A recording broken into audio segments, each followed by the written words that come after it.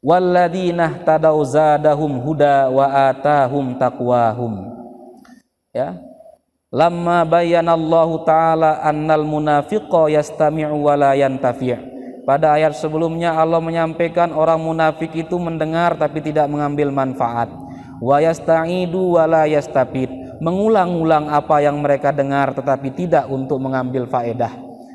Berbeda bayana anna halal mu'min al-muhtadin bi khilafihi. Orang-orang yang beriman yang ihtidak itu pada makna dasarnya adalah tolabul irsyad, istirsyad, mencari petunjuk, ya, mencari petunjuk. Tolibul atau tolabul hidayah, orang yang mencari, berusaha mencari petunjuk, mencari hidayah, mencari ilmu, sehingga kalau sudah dia mendapatkannya dia kembali menjadi muhtadi, yaitu orang yang aqoma alal hidayah, orang yang mukim dalam hidayah, orang yang berada dalam hidayah.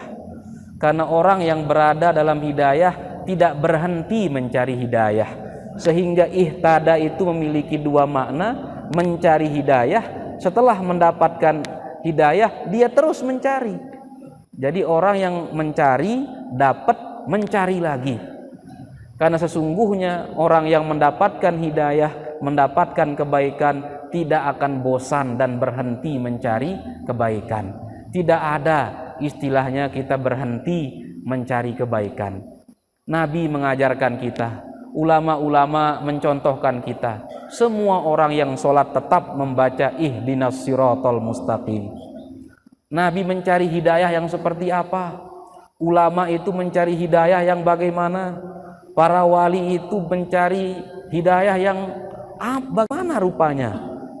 Kita juga mencari hidayah. Jangan-jangan hidayah yang kita pintakan, yang kita mohonkan pada ihdinas siratal mustaqim beda-beda. Ya, karena hidayah yang kita dapatkan sekarang atau yang sudah kita dapatkan sekarang sudah dulu didapatkan oleh para wali. Sekarang saatnya mereka mencari hidayah-hidayah yang lain. Maka ihtadau, dan orang-orang yang mencari hidayah dan mendapatkan hidayah, apa? Zadahum huda, dia menambahkan kepadanya petunjuk dan dia menganugerahkan kepadanya ketakwaan. Kita boleh bertanya sebagaimana ulama bertanya, mal fa'il, siapa yang menambahkan hidayah? Siapa juga yang menganugerahkan dan mendatangkan ketakwaan? Ya. Yang pertama, yang mendatangkan, yang menambahkan hidayah kepada orang yang mencari hidayah dan telah dapat hidayah, dan yang menganugerahkan kepada mereka ketakwaan adalah al-masmu'u minan nabiyyi alaihi salatu wassalam min kalamillah wa min kalamir rasul. Apa yang mereka dengar, ilmu yang mereka dengar berupa firman Allah dan sabda Rasulullah, itulah yang menambah ketakwaan, itulah yang menambah petunjuk itu, itulah yang mendatangkan ketakwaan itu. Ya.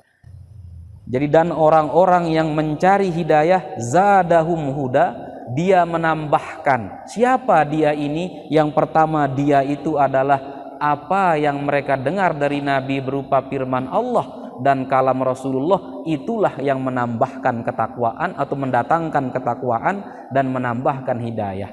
Seperti ketika kita mendengarkan Al-Quran, kala disebutkan bahwa orang yang mendengarkan Al-Quran itu tergetar hatinya. Apa yang membuat yang menjadi sebab dia tergetar? Yang sebabnya yang paling dekat, yaitu bacaan Al-Quran. Walaupun kita tarik ke atas, tentu penyebabnya adalah Allah Subhanahu wa ta'ala. Akan tetapi sebab yang terdekat adalah itu yang didengarkan. Yang kedua, annallaha ta'ala zadahum, Allah lah yang menambahkan hidayah kepada mereka, dan Allah pula yang mendatangkan ketakwaan kepada mereka. Mengapa? Karena pada ayat sebelumnya Allah berfirman, ulaikal ladzina taba'allahu ala qulubihim, Allah lah yang menutup hati orang munafik dan orang yang kafir, maka Allah lah yang menambahkan hidayah atau memberikan ketakwaan kepada orang-orang yang beriman. Ada lagi pendapat yang ketiga, ya. Istihzaul munafik zadal muhtadi hudan. Ejekan orang-orang kafir atau orang-orang munafik itulah yang semakin menambah keimanan seseorang, keimanan orang beriman. Jadi semakin Abu Jahal itu melecehkan Nabi, semakin Al-Walid bin Mughirah itu mencemooh Nabi, semakin bertambah iman Abu Bakar. Ketika Nabi pulang Isra Mi'raj, Nabi bercerita tentang perjalanan sebagian malam itu dari Mekah ke Palestina terus ke atas itu, ya. Ketika Abu Bakar ditanya, percaya, bahkan kalau ada yang lebih aneh daripada Isra dan Mi'raj ini, saya percaya. Jadi boleh jadi kita juga kadang semakin kita diejek oleh orang, semakin kita teguh pada pendapat kita, pada prinsip kita. Semakin kita dihina oleh orang, semakin kantep kita melakukan apa yang kita lakukan. Karena tidak menutup kemungkinan ejekan, cemoohan, celaan itu tidak menjadi bahan bakar untuk membuat sahabat-sahabat Nabi itu hangus terbakar, tetapi justru sebagai air dan pupuk untuk menyuburkan dan menambahkan keimanan para sahabat itu kepada apa yang Rasulullah SAW sampaikan, ya. Kemudian wa atahum taqwahum, ya, katakanlah dan Allah mendatangkan kepada mereka. Ata itu mendatangkan, atina fid dunya hasanah, datangkan kebaikan bagi kami di dunia. Wa fil akhirati hasanatan, datangkan kepada kami kebaikan itu juga di akhirat, ya. Apa maksudnya dan Allah mendatangkan kepada mereka ketakwaan, ya? Bukankah mereka sudah zadahum huda, mereka sudah ditambahkan hidayah, kemudian didatangkan dikasih lagi ketakwaan. Yang pertama, innal murada atahum sawaba taqwahum, karena mereka sudah diberi hidayah dan ditambah oleh Allah, maka makna Allah mendatangkan ketakwaan artinya Allah mendatangkan pahala untuk mereka. Karena tentu orang yang selalu dalam naungan hidayah Allah dan terus ditambah hidayah itu oleh Allah, maka dia adalah orang yang bertakwa. Yang kedua, makna takwa di sini adalah taufiqul amal bima alimu. Allah mendatangkan kepada mereka taufik, yaitu apa? Kekuatan untuk melakukan kebaikan yang telah mereka tahu, ya. Sebelumnya kita sampaikan, hidayah itu adalah mengetahui jalan kebaikan. Taufik itu adalah kemampuan untuk melalui jalan kebaikan itu. Banyak orang yang mau mengetahui kebaikan tetapi tidak mampu, tidak kuat melaluinya. Tetapi lebih buruk lagi adalah orang yang tidak tahu jalan kebaikan, tidak ada semangat juga untuk melakukan kebaikan. Jadi kalau kita mendapatkan salah satunya masih alhamdulillah. Kalau kita mendapatkan hidayah yaitu mengetahui jalan kebaikan, berarti kita tinggal mencari taufik, mohon kepada Allah semoga kita diberi kemampuan dan kekuatan. Mau kita berinfak di masjid, kita tahu itu jalan baik, tinggal kita mohon kepada Allah semoga diberi kekuatan untuk melakukannya. Tetapi kalau ada orang yang sedang dikasih kemampuan untuk melakukan kebaikan oleh Allah tetapi belum tahu cara melakukan kebaikan, maka dia tinggal berdoa, Allahumma hdina, ya. Ya Allah, berikanlah kami petunjuk, karena pengen melakukan kebaikan tapi tidak tahu caranya, ya. Sehingga itu makna takwa. Boleh jadi yang ketiga makna takwa di situ adalah jannabahum anil qauli fil qur'ani bighairi burhan. Allah menyelamatkan mereka sehingga mereka tidak mengatakan hal-hal yang buruk terhadap Al-Qur'an tanpa bukti. Sehingga orang-orang yang beriman ini sedikit pun tidak terbersit di hatinya untuk mencela, mengatakan hal-hal yang buruk kepada Al-Qur'an, ya. Betapa banyak, ya, ada orang-orang yang beriman tetapi mengkritik isi Al-Qur'an, misalnya mengkritik mawaris, Ya, dikatakan pola sistem warisan dalam Al-Qur'an ini tidak sesuai dengan kebutuhan hajatul asri, kebutuhan zaman. Zakat dalam Al-Qur'an ini sudah kadaluarsa karena manusia sudah menggantinya dengan pajak katanya. Hati-hati melakukan apa yang ada dalam Al-Qur'an atau tidak melakukan apa yang ada dalam Al-Qur'an, boleh jadi kita diberikan uzur oleh Allah. Tetapi jangan sampai mencemooh, menghina, mengkritik apa yang ada dalam Al-Qur'an. Kemudian boleh jadi makna takwa dalam ayat ini adalah isyarah ilal akhdhi bil ihtiyat bima lam ya'lamuhu, yaitu apa? Allah memberikan kepada mereka sikap hati-hati, ihtiyat, berjaga-jaga, hati-hati pada hal-hal yang mereka belum ketahui, ya, pada perkara-perkara yang belum mereka ketahui. Karena makna dasar takwa kan sebagaimana yang kita dengar pada khutbah Jumat kemarin, salah satu maknanya itu adalah al-khosyah, parab, takut untuk sesuatu yang tidak kita ketahui. Misalnya kalau kita begini caranya halal atau tidak, kita belum tahu hukumnya, maka Allah menganugerahkan ketakwaan itu beangna ya parab nggawi pepasin dineman jelas si Allah Ta'ala, diberikan dia rasa takut, rasa parab, sehingga tidak jadi dia melakukan sesuatu yang belum jelas, ya. Maka banyak sekali makna takwa. Atau makna ayat wa atahum taqwahum, Allah mendatangkan ketakwaan kepada mereka, artinya Allah mendatangkan khosyah, ketakutan kepada mereka. Karena begini, annal mukhallasa ala khatrin fahuwa akhsha min ghairihi, kaedahnya, ya. Orang yang pernah diselamatkan dari musibah oleh Allah, maka dia lebih takut terhadap musibah itu daripada orang yang belum mengalaminya, ya. Ketakutan orang yang pernah terselamatkan dari sekarat misalnya, dia terselamatkan dari disembuhkan oleh Allah dari sakit misalnya, maka ketakutan dia untuk jatuh lagi ke dalam derita yang sama itu lebih tinggi daripada orang yang belum. Maka dalam ayat lain Allah menyampaikan innama yakhshallaha min ibadihi al ulama, ya. Semakin Allah menambahkan ilmu, maka khosyahnya juga ditambah, ya. Karena semakin kita selamat dari kebodohan, maka hasrat kita mendapatkan ilmu juga semakin tinggi. Kita yang pernah selamat, yang pernah mengalami kemiskinan dan selamat dari kemiskinan, hasrat kita untuk mempertahankan, menyelamatkan anak jari kita dari kemiskinan lebih tinggi, ya. Motivasi orang yang pernah mengalami kesulitan kemudian diselamatkan oleh Allah itu selalu lebih tinggi daripada orang yang tidak pernah mengalami kesulitan.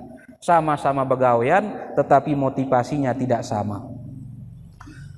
Maka dari sekian banyak takwa pada ayat ini, ya, termasuk ketakutan pada hari kiamat, karena kita diminta takut juga oleh Allah kepada hari kiamat.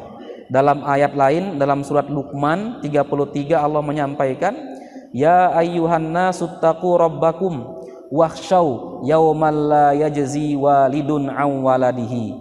Wahai manusia, bertakwalah kepada Allah, wakhshaw, dan takutlah, gentarlah, ya.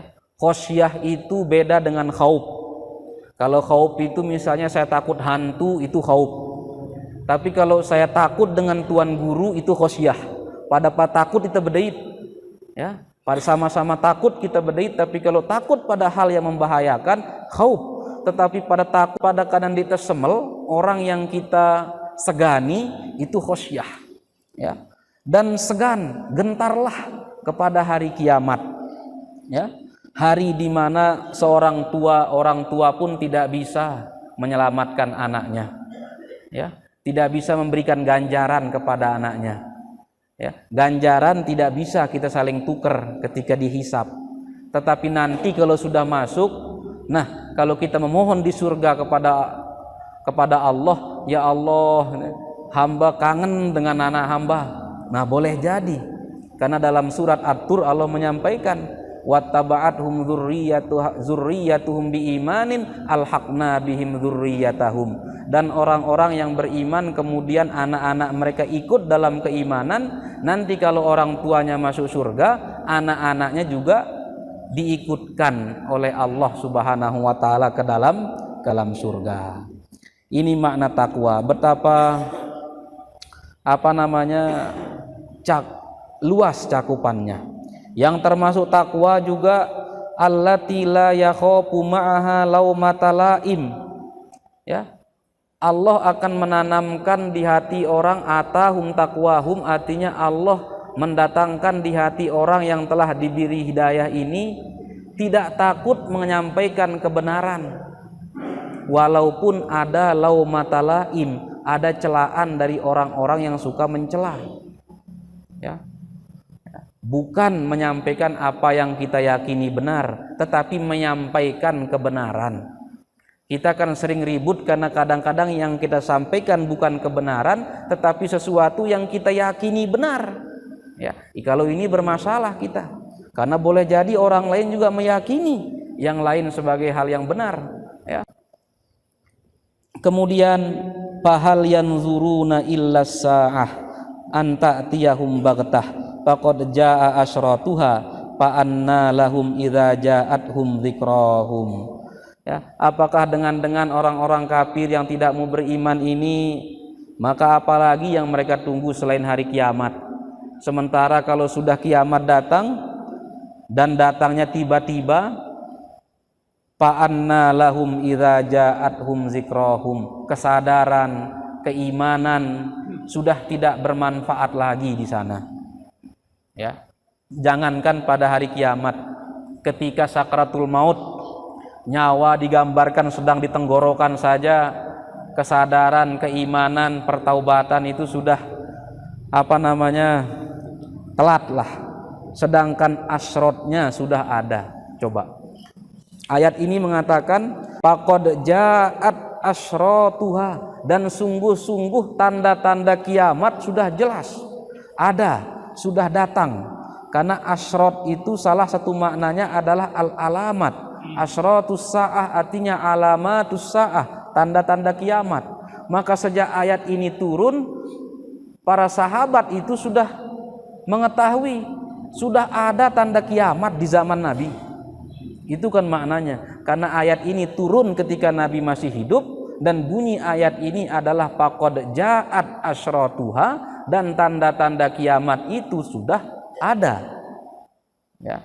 Tanda kiamat yang ada sejak masa Nabi adalah kenabian Nabi Muhammad sallallahu alaihi wasallam. Ya. Nabi disebut sebagai khatamul anbiya wal mursalin, nabi yang terakhir, itu sudah tanda kiamat. Karena tidak ada lagi setelahnya. Maka Nabi Muhammad itu disebut dengan akhiruz zaman. Ya, akhiruz zaman ini kadang-kadang agak-agak peleh kita memaknainya.